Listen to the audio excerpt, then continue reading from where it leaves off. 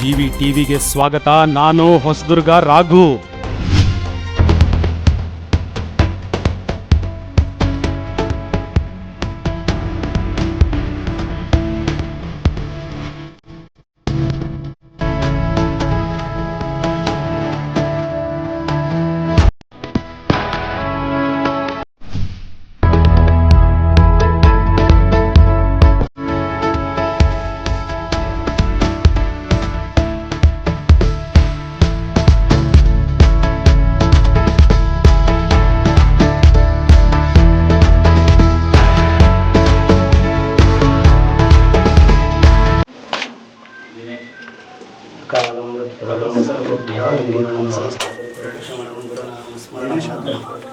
ಭಕ್ತಿ ಜ್ಞಾನ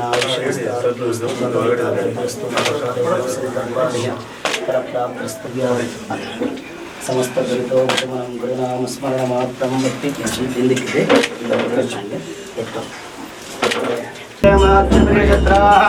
ಸ್ತ್ರೈರಂಗೈಃ ಸೃಷ್ಟವಾಗುಂ ಸಸ್ತನೋಮಃ ವಿಷಯಮದೈವೈಧಂ ವಿದಾಯಿಭೋ ಸ್ವಸ್ತಿ ನ ಇಂದ್ರೋ ರುದ್ರಶ್ರವಾಃ ಸ್ವಸ್ತಿ ನ ಪೂಷಾ ವಿಶ್ವವೇದಾಃ ಸ್ವಸ್ತಿ ನಸ್ತಾರಿಷ್ಟೋರ್ಜನೇಮಿಃ ಸ್ವಸ್ತಿ ನೋ ಬೃಹಸ್ಪತಿರ್ದದಾತಃ ಶತಮಾನಂ ಭವತಿ ಶತಾಯುಷ್ಪದೇಂದ್ರಿಯ ಆಯುಷ್ ದೇವೇಂದ್ರಿಯ ಪ್ರತಿಷ್ಠಿತೇ ಶತ ಸಂವತ್ಸರಃ.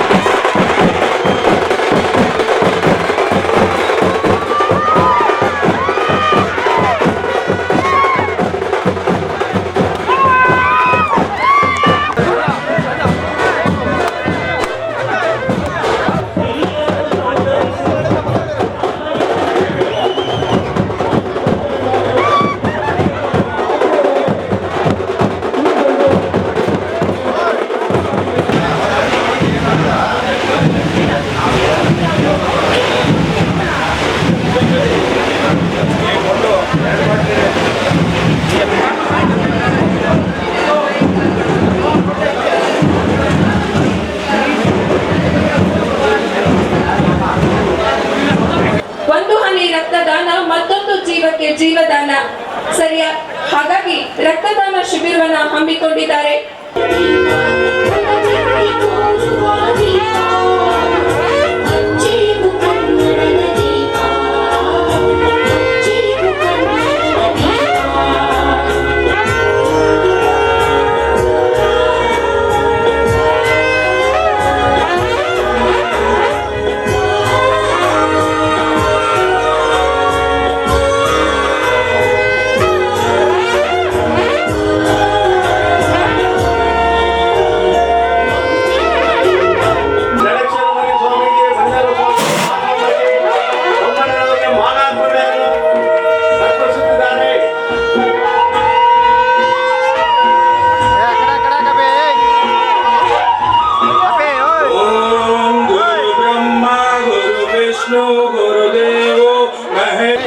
ಹೊರಟು ನಿಮ್ಮ ಮೂಲಕ ಒಂದು ಆಶೀರ್ವಾದವನ್ನು ಬಯಸಿ ಇವತ್ತು ಜನ್ಮ ದಿನಾಚರಣೆಯನ್ನ ನಿಮ್ಮೆಲ್ಲರ ಸಮ್ಮುಖದಲ್ಲಿ ಆಚರಣೆ ಮಾಡ್ಕೊಳ್ತಾ ಇರುವಂತವರು ಬೊಮ್ಮನಹಳ್ಳಿ ಬಾಬು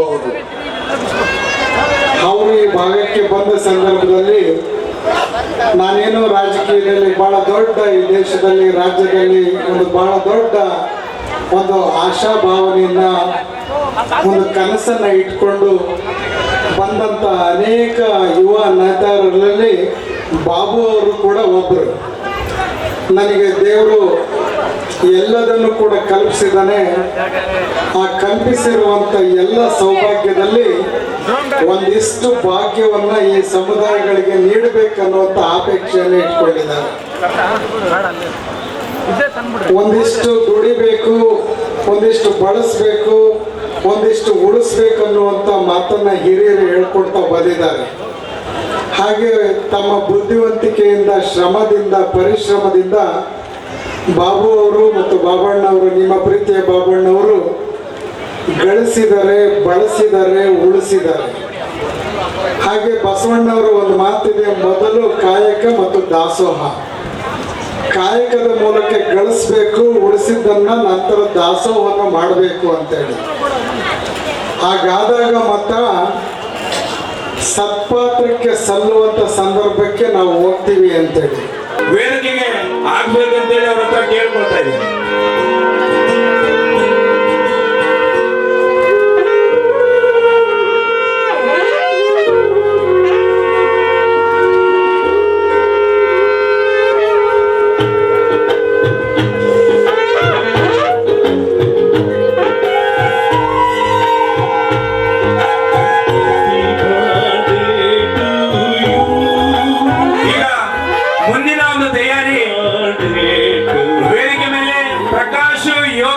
ಸರ್ಫರಾಜ್ ಮಾಸ್ಟ್ರು ಇವರೆಲ್ಲರೂ ವೇದಿಕೆ ಮೇಲೆ ಬಂದು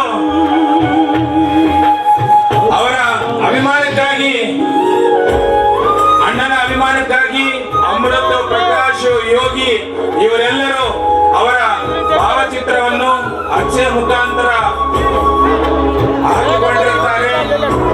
ವೇದಿಕೆ ಮೇಲೆ ಅವರೆಲ್ಲರೂ ಬಂದು ಅವರೆಲ್ಲರೂ ಬರ್ಬೇಕಂತೇಳಿ ಅವ್ರ ಹತ್ರ ಕೇಳ್ಕೊಳ್ತಾ ಇದ್ದೇನೆ. ದಯವಿಟ್ಟು ವೇದಿಕೆ ಮೇಲೆ ಇರುವಂತ ಎಲ್ಲ ಗಣ್ಯರು ಕೇಕ್ ಕಟ್ಟಿದ ನಂತರ, ಶುಭಾಶಯಗಳು ಕೋರಿದ ನಂತರ ಈಗ ಮುಂದಿನ ಒಂದು ಕಾರ್ಯಕ್ರಮ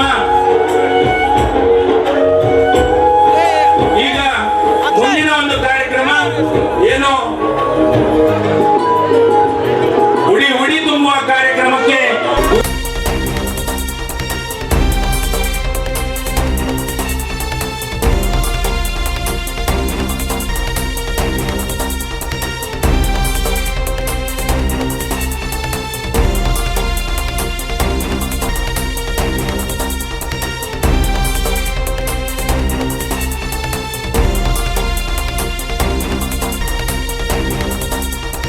ಅಭಿಮಾನಿಗಳಿಗೆ ಅವ್ರ ಹತ್ರ ಕೇಳಿಕೊಳ್ಳೋದೇನಂತಂದ್ರೆ, ಇನ್ನು ದಯಮಾಡಿ ಸರ್, ಜನಗಳು ಕಾಯ್ತಾ ಇದ್ದಾರೆ. ದಯಮಾಡಿ ಬಾಬು ಅಣ್ಣವರ ಬರ್ಡೇ ಬಾಯ್ ಮಾತನ್ನ ಕೇಳೋದಕ್ಕೆ ಎಲ್ಲರೂ ಕೂಡ ಕಾತರದಿಂದ ಕಾಯ್ತಾ ಇದ್ದಾರೆ. ಸರ್ ದಯಮಾಡಿ ವೇದಿಕೆ ಮೇಲಿರುವಂತ ಎಲ್ಲ ಅಣ್ಣ ತಮ್ಮಂದಿರು, ಹಿರಿಯರು ದಯಮಾಡಿ ಅವಕಾಶ ಮಾಡಿಕೊಡಿ. ಮನುಷ್ಯನ ಎತ್ತರವನ್ನ ಅವನ ಹುದ್ದೆಯಿಂದ ಅಳೆಯಬೇಡಿ, ಅವರ ಮೌಲ್ಯಗಳನ್ನ ನೋಡಿ, ಅವರ ವರ್ತನೆಯನ್ನು ನೋಡಿ ಅಲ್ಲಿಯ ನಿಜವಾದ ಮಹತ್ವ ಅಡಗಿದೆ. ಜನ ಸೇವೆಯ ಮೂಲಕ ಜನ ಬಾಬು ಅವರ ಜನ್ಮದಿನದ ಅಂಗವಾಗಿ ಇಲ್ಲಿ ರಕ್ತದಾನ ಶಿಬಿರ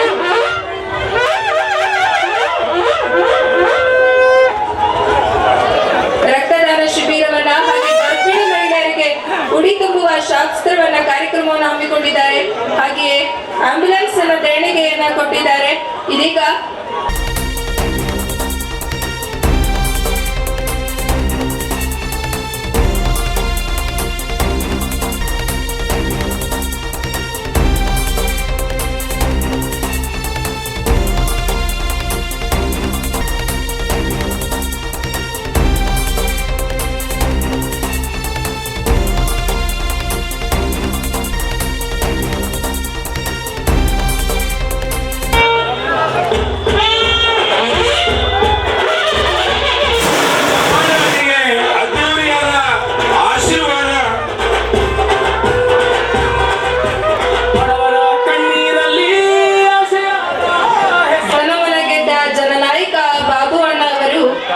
ಎಲ್ಲರ ಜನರ ಮನಸ್ಸಿನಲ್ಲಿ ಮನೆ ಮಾಡಿದ್ದಾರೆ ಅವರ ಮೂಲಕ. ಇದೀಗ ನಿಮ್ಮ ಮನಸ್ಸಿನಲ್ಲಿ ಇವತ್ತಿನಿಂದ ಈಗಿನಿಂದ ಸದಾ ವಾಸ ಮಾಡ್ತಾ ಇದ್ದಾರೆ. ಕಾರಣ ನಿಮ್ಮ ಸೇವೆಗೋಸ್ಕರ, ನಿಮ್ಮ ನಿಮ್ಮ ಏನೇ ಒಂದು ಕಷ್ಟ ಇದ್ರೂ ನಿಮ್ಮ ಮನೆಯಲ್ಲಿ, ಸಂದರ್ಭ ಬಂದರೆ ದೇವಸ್ಥಾನಗಳಲ್ಲಿ, ಸಂದರ್ಭ ಬಂದರೆ ಮಸೀದಿಗಳಲ್ಲಿ, ಊರುಗಳಲ್ಲಿ ಏನೇ ಕಷ್ಟ ಸುಖ ಇದ್ರೂ ನಿಮಗೆ ಸಹಾಯ ಕೊಡೋಕೆ ಬಂದಿರೋದು. ನಿಮಗೆ ಯಾವುದೇ ಥರ ಸಹಾಯ ಆಗಲಿ, ನಿಮಗೆ ಆರ್ಥಿಕವಾಗಲಿ, ಕಟ್ಟಡ ಆಗಲಿ, ಸ್ಕೂಲ್ ಆಗಲಿ, ಹಾಸ್ಟೆಲ್ ಆಗಲಿ, ಮಕ್ಕಳಿಗೆ ಆರೋಗ್ಯ ಆಗಲಿ, ಎಲ್ಲ ಸರ್ವತೋಮುಖವಾಗಿ ನಿಮಗೆ ಸಹಾಯ ಮಾಡಕ್ಕೆ ಬಂದಿರತಕ್ಕಂಥ ಬೊಮ್ಮನಹಳ್ಳಿ ಬಾಬು ಅವರು ನಮ್ಮ ನಾಡಿಗೆ, ನಮ್ಮ ಹಿರಿಯರಿಗೆ, ಚಿತ್ರದುರ್ಗದ ಗಂಡು ಮೆಟ್ಟಿನ ನಾಡು ಚಿತ್ರದುರ್ಗ ಜಿಲ್ಲೆ, ಅದರಲ್ಲೂ ಹಿರಿಯರು ಬಾಳಿ ಬದುಕಿರ್ತಕ್ಕಂಥ ಊರು. ಇವರು ಕಷ್ಟದಿಂದ ಬಂದಿರತಕ್ಕಂಥ ಒಬ್ಬ ದಲಿತ ಸಮಾಜದ ದಲಿತ ಜೀವಿ. ಹುಟ್ಟು ದಲಿತ, ಬೆಳವಣಿಗೆ ಮುಸ್ಲಿಂ. ಹುಟ್ಟು ನಮ್ಮ ಕಾವೇರಿ, ಈ ಕರ್ನಾಟಕ ಸೇರೋದು ಸಮುದ್ರ. ಆದರೆ ಏನೇ ಆಗಲಿ ಮಾನವತೆ ಇರ್ತಕ್ಕಂಥ, ಮಾನವೀಯ ಮೌಲ್ಯಗಳಲ್ಲಿ ಇರ್ತಿರ್ತಂಥ ನಮ್ಮ ಬಾಬು ಅವರು ಬಂದಿದ್ದಾರೆ. ನಿಮ್ಮ ಎಲ್ಲರ ಮನಸ್ಸಿನಲ್ಲೂ ಮನೆಯಲ್ಲೂ ಸಹ ಬಾಬಣ್ಣ, ಬಾಬು ಬಾಬು ಅಂತಕ್ಕಂಥ ಸದಾ ಜ್ಞಾಪಕ ಇರಬೇಕು. ನೀವೇನೇ ಕಷ್ಟ ಸುಖ ಆದ್ರೂ ಅವ್ರಿಗೆ ಫೋನ್ ಮಾಡಿ ಸದಾ ನಿಮ್ಮ ಕೆಲಸ ಕಾರ್ಯ ಸ್ಪಂದಿಸ್ತಾರೆ. ಯಾವ ಕಾರಣಕ್ಕೂ ಬೇರೆ ಮಾತು ಕೇಳ್ದಂಗೆ ಕೆಲವೇ ತಿಂಗಳಲ್ಲಿ ಅನೌನ್ಸ್ ಆಗುತ್ತೆ ಚುನಾವಣೆ. ಇವರು ವಿಧಾನಸೌಧಕ್ಕೆ ಕಳಿಸೋ ಜವಾಬ್ದಾರಿ ನಿಮ್ಮೆಲ್ಲರ ಕರ್ತವ್ಯ. ನಾವು ಕೂಡ ಆದಿಜಾಂಬ ಮಠದಿಂದ ತುಂಬುರುದಿಯಿಂದ ನಮಗೆ ಪಕ್ಷ ಬೇಕಿಲ್ಲ. ಯಾವ್ದೋ ಬಿಜೆಪಿ ಆಗಲಿ, ದಳ ಆಗಲಿ, ಕಾಂಗ್ರೆಸ್ ಆಗಲಿ, ಇಂಡಿಪೆಂಡೆಂಟ್ ಆಗಲಿ, ನಮಗೆ ಗೊತ್ತಿರೋದು ಬಾಬು ಬಾಬು ಬಾಬು ಬೊಮ್ಮನಹಳ್ಳಿ ಬಾಬು. ಇಷ್ಟು ಮಾತ್ರ ನಮ್ಮ ತಲೆಗಿರೋದು. ಅವರನ್ನ ವಿಧಾನಸೌಧಕ್ಕೆ ಕಳಿಸೋದು ನಾವು 24x7 ಅಂದ್ರೆ 24 ಗಂಟೆ ನಾವು ಸದಾ ತೊಡಗಿರ್ತೀವಿ. ಅದಕ್ಕೋಸ್ಕರ ಇವ್ರನ್ನ ಅತಿ ಶೀಘ್ರ ನಾವು ಇವ್ರು ಬರೀ ಕೈಯಲ್ಲಿ ಕೆಲಸ ಮಾಡ್ತಾರೆ. ಬರೀ ಕೈಯಲ್ಲಿ ಅಂದ್ರೆ ಅಸ್ತ್ರ ಇಲ್ಲ, ಪೆನ್ ಇಲ್ಲ ಶಾಂಕ್ಷನ್ ಮಾಡಕ್ಕೆ. ಪೆನ್ ಇಲ್ದಾನೆ ಕೆಲಸ ಮಾಡ್ತಾರೆ. ಅಂದ್ರೆ ಒಂದು ಪೆನ್ ಕೊಟ್ರೆ, ಒಂದು ಲೆಟರ್ ಪೆನ್, ಕರ್ನಾಟಕ ಸರ್ಕಾರ ಶಾಂಕ್ಷನ್ ಇನ್ನೂ ಹೆಚ್ಚಿನದಾಗುತ್ತೆ. ಒಂದು ಸಾಂಕೇತಿಕ ಕಾರ್ಯಕ್ರಮ ಮಾಡೋಕ್ಕೆ ಪ್ಲಾನ್ ಮಾಡ್ಕೊಂಡು, ಅದು ಏನಂದ್ರೆ ಒಬ್ಬ ಮಹಿಳೆ ಮಗಳನ್ನ ಹುಟ್ಟಾಕಕ್ಕೆ ಅವ್ಳು ಜನ್ಮ ಕೊಟ್ಟು ಹುಟ್ಟಾಕ್ಸ್ತಾರೆ. ಅದೇ ಥರ ಕಳೆದ 10 ವರ್ಷ ನಾನು ಕೂಡ ಹಿರಿಯ ಕ್ಷೇತ್ರ ನೋಡಿದ್ದೀನಿ. ಇವತ್ತು ಬೇರೆ ಒಂದು ಜನ್ಮ, ಹೊಸ ಜನ್ಮ ಈ ಹಿರಿಯ ಕ್ಷೇತ್ರಕ್ಕೆ ಸಿಗ್ಬೇಕು ಅಂತ ನಾನು ಬಯಸ್ತಾ ಇದ್ದೀನಿ. ಅದೇ ಥರ ಕಾರಣ ಏನಪ್ಪ ಅಂದರೆ ಕಳೆದ 10 ವರ್ಷಗಳಿಂದ ನಾನು ನೋಡ್ತಾ ಇದ್ದೀನಿ, ಯಾವ ಬದಲಾವಣೆ ಕೂಡ ಕಂಡು ಬಂದಿಲ್ಲ. ಹಿರಿಯೂರಲ್ಲಿ ದಲಿತರು ಎಲ್ಲಿ ಬಿದ್ದರು ಅಲ್ಲೇ ಬಿದ್ದವ್ರೆ, ಬೇರೆ ಬೇರೆ ಸಮುದಾಯಗಳು ಎಲ್ಲಿ ಬಿದ್ದರು ಅಲ್ಲೇ ಬಿದ್ದವ್ರೆ. ಕೆಲವು ವ್ಯಕ್ತಿಗಳು ಮಾತ್ರ ಬದಲಾವಣೆ ಆಗಿದ್ದಾರೆ. ಇಡೀ 10 ವರ್ಷ ನಾನು ಡೈರೆಕ್ಟಾಗಿ ವಾಚ್ ಮಾಡ್ತಾ ಇದ್ದೀನಿ, ನೋಡ್ತಾ ಇದ್ದೀನಿ ಸತತವಾಗಿ. ಕೆಲವು ವ್ಯಕ್ತಿಗಳು ಮಾತ್ರ ಮುಂದಕ್ಕೆ ಹೋಗಿದ್ದಾರೆ. ಬೇರೆ ಎಲ್ಲರೂ ಅವ್ರು ಗೆಲುವುಕ್ಕೋಸ್ಕರ ಏನೇನು ಮಾಡಿದ್ದಾರೋ ಅವರೆಲ್ಲ ಅಲ್ಲಲ್ಲೇ ಇದ್ದಾರೆ.